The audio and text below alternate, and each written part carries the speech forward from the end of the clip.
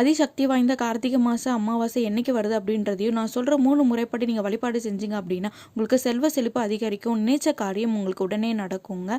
நீங்கள் அமாவாசை அன்னைக்கு காலையில் அரச மரத்துக்கு மஞ்சள் குங்குமம் வச்சுட்டு 11 முறை சுற்றி வந்தீங்க அப்படின்னா நீங்கள் கடன் தொல்லையிலேருந்து விடுபடலாங்க. உங்களுக்கு செல்வ செழிப்பு அதிகரிக்கும்.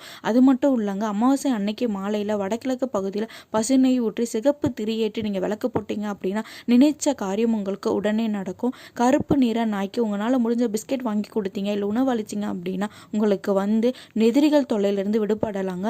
அமாவாசை பார்த்தீங்கன்னா நவம்பர் 30ஆம் தேதி சனிக்கிழமை வருதுங்க. அதனால அனுமானுக்கு நீங்கள் விளக்கு போட்டீங்க அப்படின்னா இல்லை வெற்றிலை மாலை சாத்தினா நீங்கள் நினைச்சது நடக்குங்க. சனி பகவானுக்கு நீங்கள் எள்ளு விளக்கு போட்டீங்க அப்படின்னா உங்களுக்கு கடன் பிரச்சனை உடனே குறையுங்க.